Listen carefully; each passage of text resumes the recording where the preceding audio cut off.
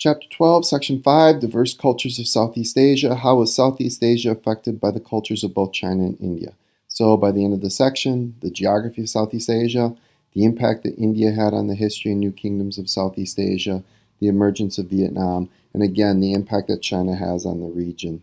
So when we look at key terms, people and places, we've already talked about patrilineal, we've already talked about matrilineal, and remember, matrilineal is through the women's side of the family.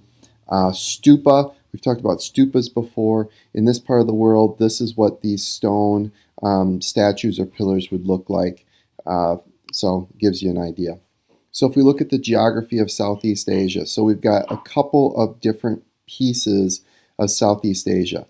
We've got these countries of Thailand, Cambodia, Laos, Vietnam, which are south of Malaysia, which are south of China and India.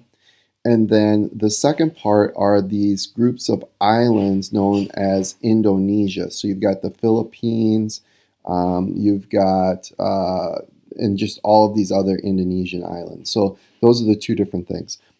With this part up here, these mountains, the Himalayan mountains and the plateaus, really separate this part of Southeast Asia from both India and China. So it's kind of cut off. And then the islands are kind of the key thing. So whoever controls these straits controls the trading networks. And trade plays a huge and critical role here. And again, we've talked about the monsoons before. So what you have is, for at least Southeast Asia, when you've got these monsoons in November and February, they're taking their spices and they're sailing towards India, they're sailing towards Africa, then they would harbor there, or other people would then go from April, September to Southeast Asia and harbor there for 6 months and then do all of their trading, and they would use these winds to make it a little bit easier. The key to all this is the spice trade. So Southeast Asia produces a tremendous amount of spices that are going to be pretty prevalent in Indian cooking and Chinese cooking and in cooking today. So it kind of gives you an idea. When we look at these early traditions, a lot of these traditions had developed pre-India, pre-China influence, and what's going to end up happening is those pre-China and India traditions are going to blend and merge with Chinese and Indian traditions, and you're going to get kind of a variety of things. But for example, women had greater equality in this part of the world, and even after they adopt some traditions from India and China, you still see women having greater equality and a bigger role throughout much of the history. So even though there's cultural diffusion and there's some blending and merging, what you see is the early traditions, new traditions. The early traditions a lot of times kind of win out on some of the other things. Indian culture reaches its peak, or culture spreads to Southeast Asia. You can see the influence of Indian culture on the architecture. And through this trading that India has with Southeast Asia, there's a lot of blending of cultures. The other thing is Indian traders bring Islam to the rest of Southeast Asia. So a lot of Indonesia are Muslims, and that's going to maintain this stable trading network.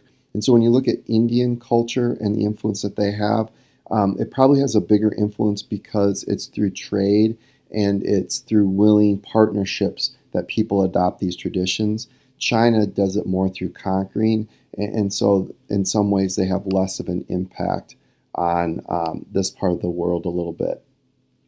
When you look at the history of Southeast Asia, what you have is you've got a couple of different periods. You've got the Pagan Kingdom period, you've got the Khmer, and then you've got the Srivijawa Empire. And so you can see where each of those kind of flourish. The Khmer Empire is really known for Angkor Wat, but you can see these dome and temple shapes that are still there.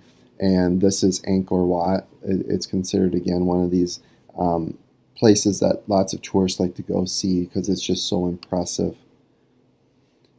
Vietnam, of all the places that we've kind of listed, Vietnam is most influenced by China. And again, that's probably because of location. Vietnam is more closer to China. The other thing is they're less isolated and cut off from China. So Vietnam ends up getting under Chinese control. It's through the Trung sisters who lead a revolution that finally end Chinese domination. And from that period forward, the Vietnamese are able to preserve their own identity. And even when China does kind of maybe venture into Vietnam, they allow Vietnamese to keep their traditions and be somewhat free from China. But they adopt Buddhism, and so you really see a heavy influence. And here is the Trang sisters with elephants leading the revolution against, or the revolt against China.